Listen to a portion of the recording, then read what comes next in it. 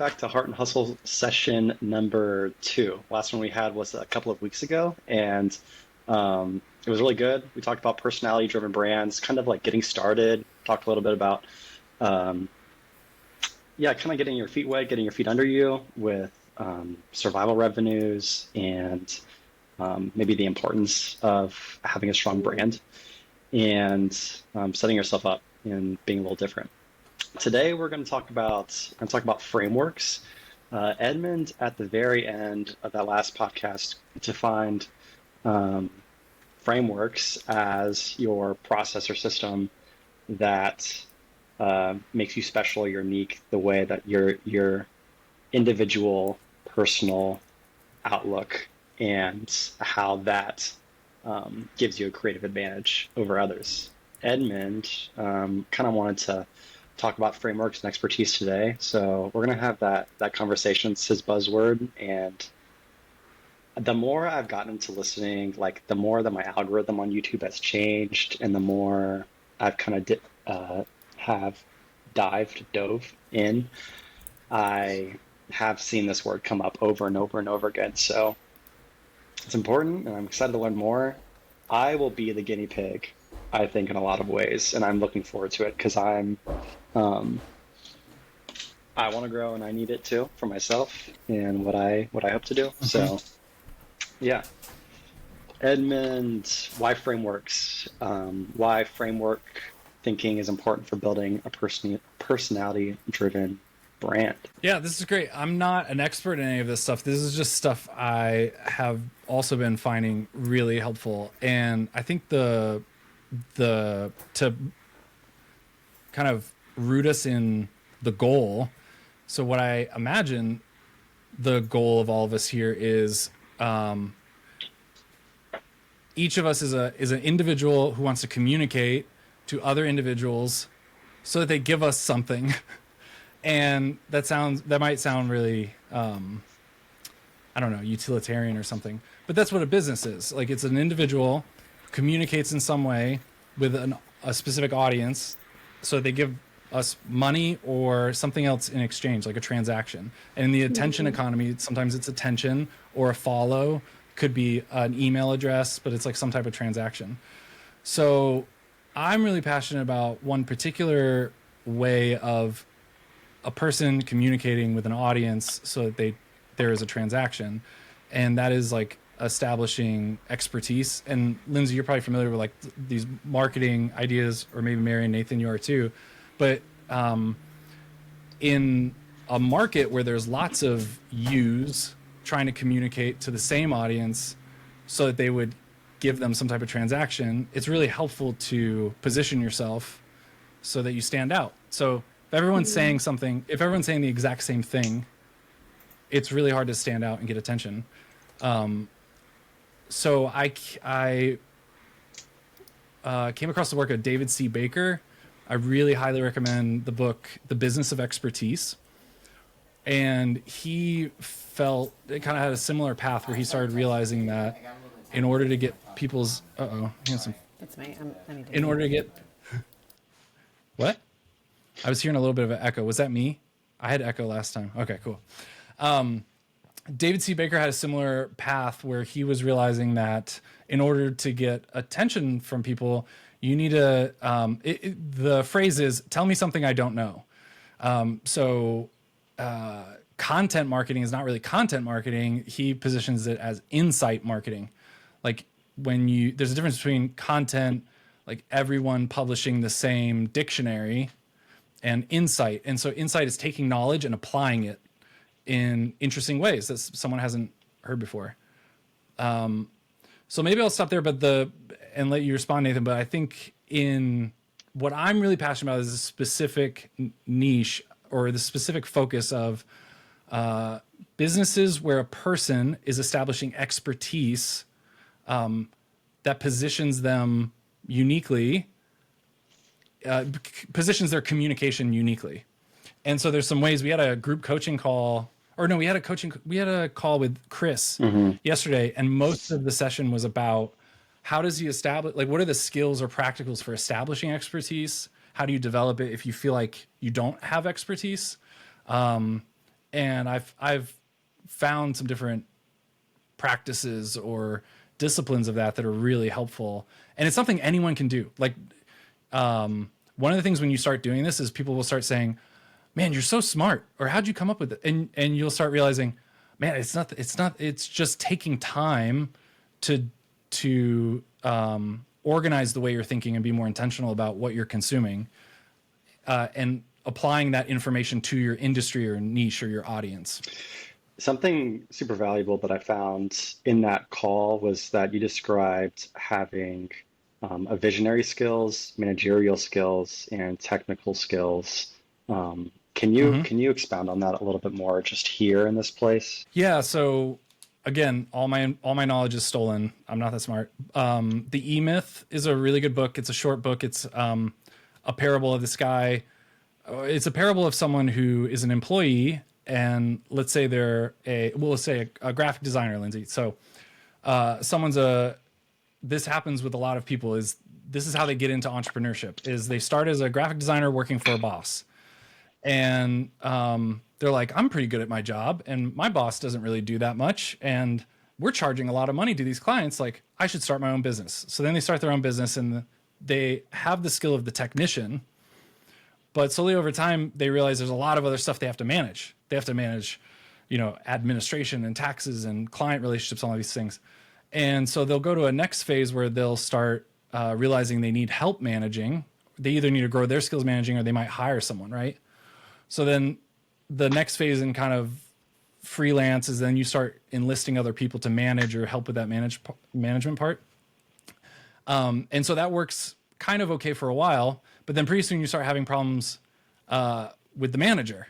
So you might have outsourced the technical work to someone and gotten a manager, but now you're having problems with the manager because the manager doesn't know what the direction is of the company, doesn't know what are we actually doing, why are we actually doing it.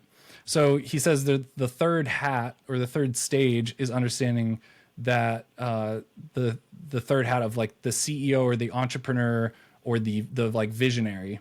And so he says there's 3 hats all of us always have to wear. Even if you are just a technician, to a certain degree, you have to wear the other 2 hats. You just don't have to wear them as much. But the CEO's job, his main hat, is the vision casting, the strategic thinking. And so, especially if we're individual freelancers or we're just starting out building businesses, it's important to make those distinctions and not get caught in one hat the majority of the time, and to understand that the vision and strategic hat is actually the most important hat. So that was really helpful for Chris to understand, because he was struggling with, I'm just doing so much video editing. And so we were saying, well, let's step back and kind of think about your time and think, how much time are you spending doing the technical work, and could that be delegated? Are you setting aside time to manage yourself or manage someone else? But then you also have to start carving out slowly at a time, a little bit of time to think strategically, think vision, and become the key person of influence, or like the CEO of the company, the forward-facing expert. The reason why I asked that question, that was really good, Edmund, is I get the sense that a lot of entrepreneurs, and I'm not completely sure on this, is that they have developed really great technical skills, and they see their value and they want to give it away. So I know that I can look at, like, use my technical skills and look at something and say, I can fix this, or I can make this better, or I want to share this gift that I have. And now I have to work my way up to being a visionary and seeing the way I want to go, but I don't necessarily know how to. So for myself specifically, I want to get into parish consulting. Like, I want to help parishes Okay. make the next right step. I want to help them develop their own strategies so that they can do what they were made for, and to get their head out Mm-hmm. of just doing the things the way that they've always been done. And I think from my own Yeah. experiences, the technical skills that I have in ministry, the things that I've learned, everything that I've read, I think I could give away the things that I've learned, but I don't know how to necessarily build an expertise, or to communicate my expertise in a framework that is at the same time differentiated from something else. Do you kind of know what I'm asking? Yeah. Yeah, yeah. This is what I really love about this is that it supports the thesis I kind of have had for most of my life is this thesis that I'm very uncomfortable positioning myself as the expert. And I do think the best experts never stop honing and crafting their expertise. Like the more you learn, the more you go, I don't know a lot. But if you keep devoting yourself to the skill of teaching yourself your expertise, pretty soon you start realizing like, oh, wow, you're kind of ahead of other people that haven't spent time doing that. So something that came up with that conversation with Chris that was really helpful to to pin down was that we all can start teaching ourselves our expertise by being intentional about how we're structuring our thinking and taking time to have that kind of vision hat on. So a few things that came to mind that David C. Baker talks about and a few other people talk about is like an insight is something that is like your knowledge applied to a specific situation. And then expertise is, and then a framework is a tool that an expert makes to help someone else have similar decision-making skills. So maybe a better way to say it is like the work of expertise is to recognize patterns, to examine our intuitions and our technical skills, and then try to turn that into tools or insights that help other people. And it's really cool when you start doing it. It feels like a cheat code because if you start thinking through why you do things the way you do them or why you care about certain things in the way that you care about them, and you start developing the skill of crafting simple definitions and frameworks for that insight, then the next time you explain it to someone, they're like, man, that's brilliant. And you're like, well, all I did was just take time asking myself questions about why did I do this? So I don't know, Nathan, could you think of an example that came up? I remember there were some really good examples where I remember Chris Yeah, had said something like, well, I'm not an expert in filmmaking. yeah. We talked about, yeah, he was talking about how he was learning filmmaking, editing, and storytelling. And kind of the direction that we were leading him was about how do I approach, or maybe like the strategy, his approach, his way of thinking that Mm. was, because he cared a lot about creating impact and to do it that express virtue, and he wanted to do it in a Oh, way yeah. that was, Yeah, um, yeah. Okay. So that reminds me, yeah, because the first thing we did, and this is the first step in establishing yourself as an expert and also beginning to define your expertise, is that positioning. So I keep picking on you, Lindsay, but we had a phone call where we're talking about all these different. There's so many different options for branding, but when we looked at what were some clients that you really are proud of the impact that happened and did they have anything in common? I remember we had kind of started narrowing down this positioning into old institutions that just need a refresh and they have a good product or service. They just need this refresh. And the first step is just establishing like what's the position or what's the focus. So Nathan, if it's parishes, like what would you how would you articulate so far your like narrow focus? Parish what? Like consulting parishes to do what? And while you're thinking, I'll tell everyone mhm. with Chris, we asked him, what are things you're passionate about? What are things you spend a lot of your time thinking about or questioning or trying to learn more about? And for him, we established that he didn't just want to be a filmmaker. He wanted to be a filmmaker, or he wanted to make films that had product ecosystems around them to evangelize people who were falling away. So he really liked specific types of films, and he wanted to come up with lots of ideas for films that were attached to either book series or video courses or merchandise or whatever. He liked the whole part of that. And so Nathan and I immediately responded with like, oh, that's cool. That's interesting. Because if I landed on a website that said, I'm Chris, I'm really passionate about making films with product ecosystems that evangelize people. And he started documenting his thoughts on that. Well, what is a film with a product ecosystem compared to just a film? What types of films does he feel like do a good job of evangelizing? What types of film product ecosystems? So the two things that came to mind that are really helpful is definitions and it's not frameworks, but definitions and breaking things down into parts.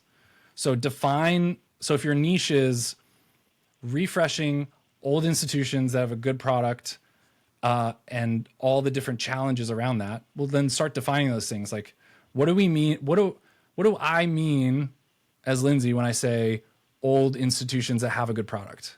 And let me like think through how I would define that. What are some examples of institutions I think did this well or poorly?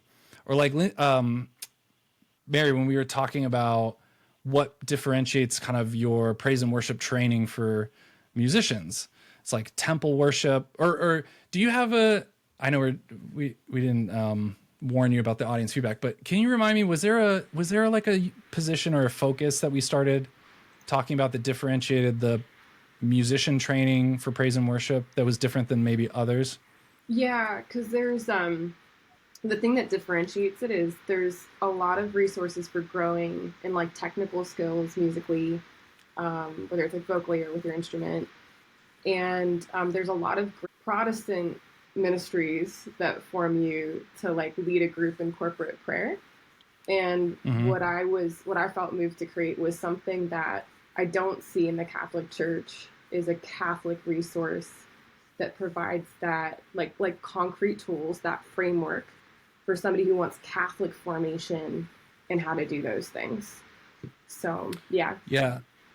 So it would be fair to say there's Catholic but overly technical formation for musicians, and then there's Protestant and spirit-filled formation. There's no Catholic and spirit-filled with this like practical framework. So Exactly. So great. So you found that like niche, or you found your focus, and to start developing that expertise is to start asking yourself, okay, what do I mean by this gap? How would I define to someone who just thinks all musician training is the same? How do I define this gap? How do I define what the Protestant formation does really well, but what it's missing? How do I define? And another thing that's really helpful is what are the questions your clients or audience will ask you, like a simple question, like, well, what's the difference between this training and other training? And trying to hone down that. As you can tell, I talk way too much. So you try to hone it down to a very clear, simple definition that has as few parts, but like breaks it into those parts. So revenue or profit is revenue minus expenses is like is a basic example. But when someone says like, well, how do we figure out the profit? Well, profit is revenue minus expenses, and we can do things to increase revenue or decrease expenses. And so it's a very simple, it's not like a framework that you're going to put a trademark on, but thinking in definitions and parts is, I've found like really helpful in starting to establish, like to create that expertise. I had a similar thing with Mary, but the opposite, where parish minister formation is either overly theological. Well, actually, it's the same thing. It's either overly theological and broad or very technical and just Protestant or outside the church. And there's no like middle area.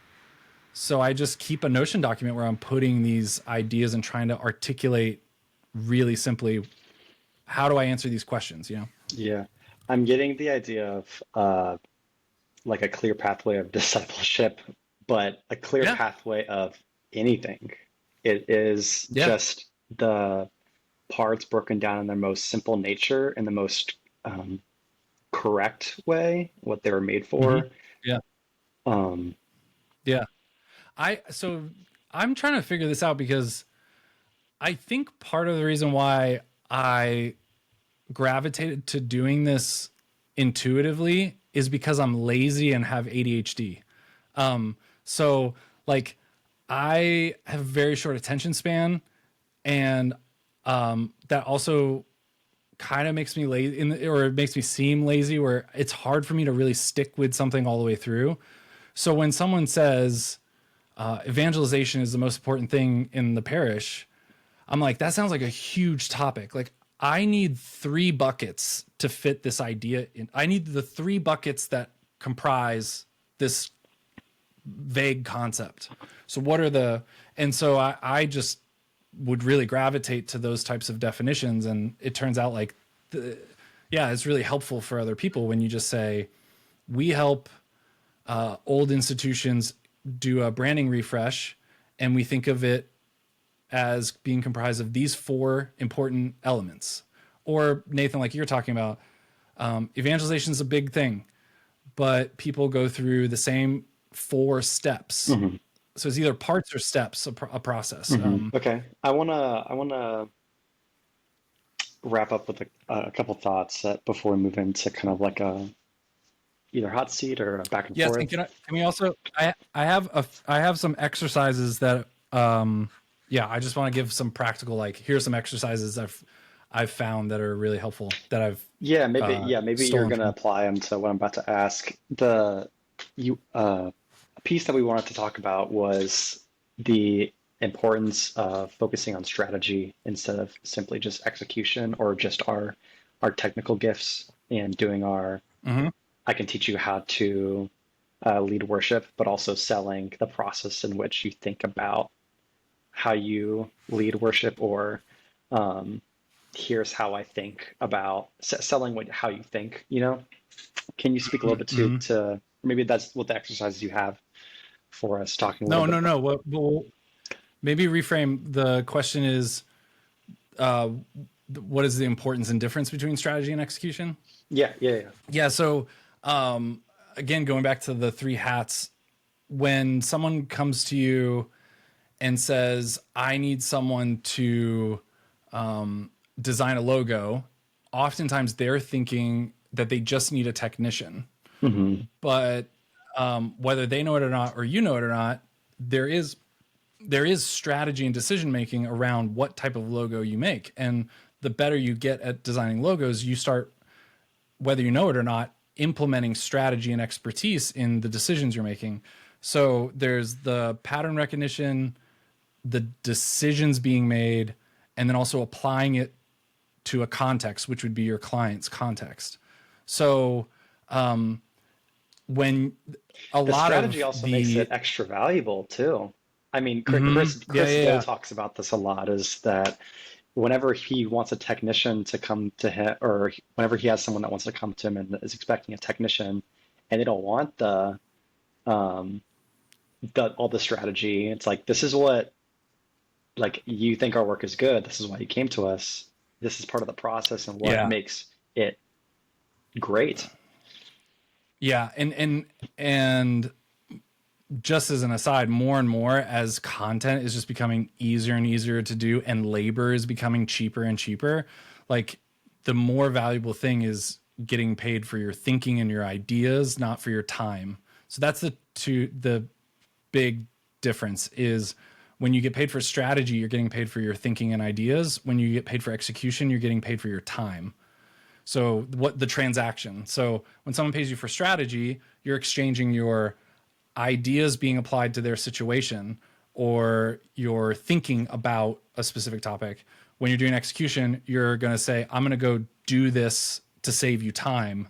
And it's still valuable, but it's not as important. A really classic example is the Nike logo. I mean, most probably sophomores in college could, graphic design students could design the Nike logo, but Nike paid a lot of money for the Nike logo because the people that came up with the design made the decision to design that logo. So they took the context of Nike and the brand and heard the client.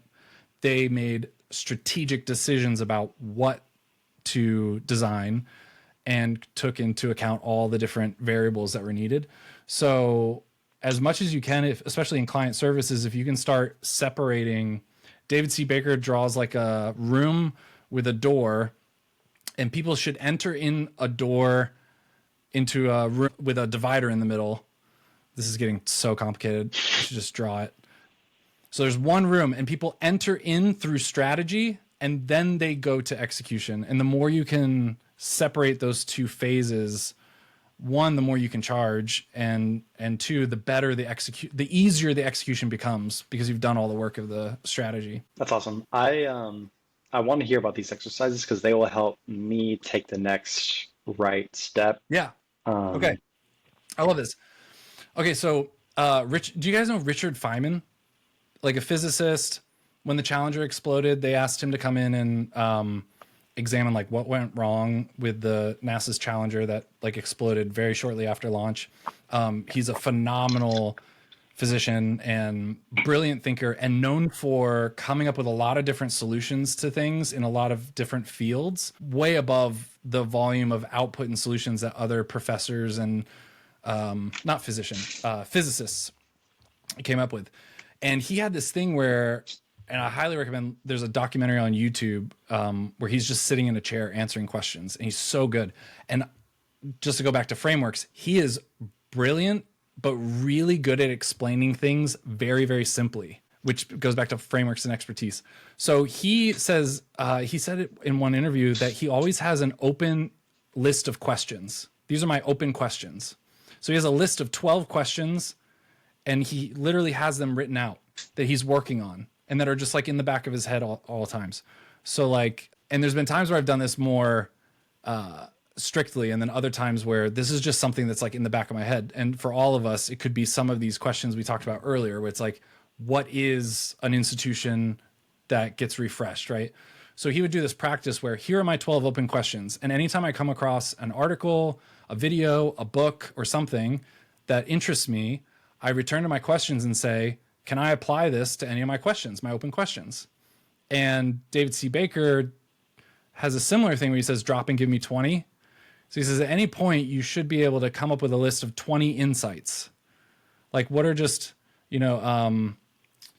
social media is about the attention economy, not the announcement economy. Like, that might be a version of like, this is a one sentence insight that I could talk about to a client and help them understand something new. Revenue is, or profit is revenue minus expenses. This is like a simple insight. And so I think that exercise of here are my 12 open questions, and I have them somewhere either in Notion or a document where I'm just putting stuff that I'm consuming in there and trying to come up with an answer. And that once you have a pretty clear answer, trying to explain that answer you've come up with to someone else, like the next time you're in a call or the next time someone brings up that question. So it's really powerful if you can have your 12 questions in the area of your positioning or your niche, right? So Nathan, if you think I'm a parish consultant for, I don't know, like old institutions that need a refresh. No. Like if it's like I consult with parishes I consult with rural parishes on how to reach farmers, right? And your 12 open questions is like, what's the most effective way to reach farmers? What is a farmer? It could be like, how when we have limited budget, how do we maximize our ministry resources? All these things. So you can craft, here's my 12 open questions that I'm interested in anytime I'm reading or coming across something. And then the other one it's not necessarily a strict exercise, but it's more like a discipline, is to avoid consuming content or listening to anything that's in your niche, because it's an echo chamber. So there's a book called Where Good Ideas Come From, and they have this phrase they came up with, the adjacent possible. So in like zookeeping and the field of biology, there was this little box that if a baby elephant or whatever had an issue during delivery, they had this little box where they would keep the baby warm and kind of like take care of it. Or also with eggs, they have like an incubating little box. And someone in the medical field saw this and thought, I wonder if I could apply this to the medical field. And that's where the invention of, I don't know what the technical term for it is, but in NICU units, they have these little boxes that get the temperature right and get the environment right in this little box. So going to other fields besides, like, follow all your interests to all your weird places, that things that you're interested in, music or books or film or other industries. Like, just be curious about tons of areas, and you'll find that there are little things where people haven't yet applied that to your industry. So I know I'm talking way too much, but the example of this is the CARA research study was talking about priests and vocations. And I'm familiar with this other field of statistics where survivor bias, and this cool story about how World War II airplanes that came back, they looked at where the bullet holes weren't and looked at where the bullet holes were. And they thought, we'll put more reinforcement where the bullet holes were. The statistician or whatever, the statistics guy said, actually, these are survivors. We're not looking at the invisible non-survivors. And there's this theory. Well, then I took this from a different field and applied it to vocations. And that becomes an insight, because you're taking something from one field and applying it in a way that's very interesting that no one's heard before. So that's just to encourage, like, the discipline of, don't feel like you have to, if you're really into elevators, don't feel like you have to read every elevator magazine, because it might not be that helpful, because everyone's just reading and talking about the same things. So tell me something I don't know. So go to other fields and see if there are ways you could apply those ideas to your 12 questions. And I found that's, like, really, really helpful. And then people say, wow, you're so smart. And you go, no, I'm just really interested in World War II. You know? That's awesome. So anyways, maybe, what do you think, Nathan? Do you think we should? It sounds like overconsumption in your niche kills your creativity. That was the big piece there. And it gets so fun. Like, I find, and maybe you guys are already doing some of these things yourselves naturally, but it's so fun when you start thinking, okay, I've come across something that really interests me for some reason, and that applies to this field that I'm in my niche. And then I wonder how I could simply articulate the takeaway, the insight. Like, what are the 3 parts of this that I could explain to someone to help them apply it in this niche? And then it just is a very addicting discipline and practice to be crafting that slowly. So anyways. There are worse addictions for sure.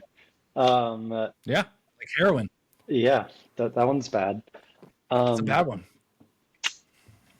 Yeah, what do you want to do, Edmund? We have a bit of time. Maybe. Do you want to kind of like a question thing, or maybe just go and apply let's to us? Let's open up, like, what are things, maybe if anyone wants to give, hey, here's where I'm at in my business right now, here's where I'm stuck, or questions about what we talked about, or it could be something out of left field. It could be, but if there's any way we can all together, help each other get unstuck on something until next time.